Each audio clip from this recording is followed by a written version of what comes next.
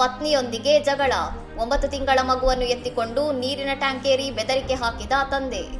ಉತ್ತರ ಪ್ರದೇಶದ ಹಮೀರ್ಪುರ ಜಿಲ್ಲೆಯ ಮೌದಹ ಪಟ್ಟಣದಲ್ಲಿ ಪತ್ನಿಯೊಂದಿಗಿನ ಕೌಟುಂಬಿಕ ಜಗಳದ ಕಾರಣದಿಂದ ರಾಜೇಶ್ ಕುಮಾರ್ ದುಬೆ ಎಂಬಾತ ತನ್ನ 9 ತಿಂಗಳ ಮಗುವನ್ನು ಹಿಡಿದುಕೊಂಡು ನೀರಿನ ಟ್ಯಾಂಕೇರಿ ಆತ್ಮಹತ್ಯೆ ಮತ್ತು ಮಗುವನ್ನು ಎಸೆಯುವ ಬೆದರಿಕೆ ಹಾಕಿದ್ದಾನೆ.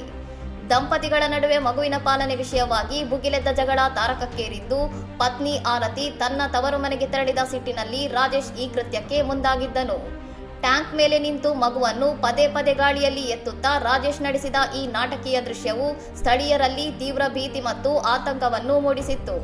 ಮಾಹಿತಿ ತಿಳಿದ ತಕ್ಷಣ ಸ್ಥಳಕ್ಕೆ ಧಾವಿಸಿದ ಪೊಲೀಸ್ ಸಿಬ್ಬಂದಿ ಮತ್ತು ಆಡಳಿತಾಧಿಕಾರಿಗಳು ಸುಮಾರು 45 ನಿಮಿಷಗಳ ಕಾಲ ಆತನೊಂದಿಗೆ ಮಾತುಕತೆ ನಡೆಸಿ ಮಗುವಿನೊಂದಿಗೆ ಆತ ಸುರಕ್ಷಿತವಾಗಿ ಕೆಳಗೆ ಬರುವಂತೆ ಮನವೊಲಿಸುವಲ್ಲಿ ಯಶಸ್ವಿಯಾಗಿದ್ದಾರೆ.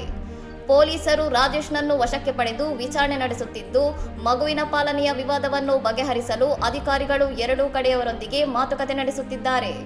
ವೈಯಕ್ತಿಕ ಕಲಹಗಳಿಗಾಗಿ ಅಮಾಯಕ ಮಗುವಿನ ಜೀವವನ್ನು ಅಪಾಯಕ್ಕೆ ಒಡ್ಡಿ ಆತ ಮಾಡಿರುವ ಈ ಕೃತ್ಯದ ಬಗ್ಗೆ ಸ್ಥಳೀಯವಾಗಿ ತೀವ್ರ ಖಂಡನೆ ವ್ಯಕ್ತವಾಗಿದೆ. ಇನ್ನಷ್ಟು ಸುದ್ದಿಗಳಿಗಾಗಿ ನೋಡ್ತಾ ಇರಿ ಸೌರಂ ಟಿವಿ.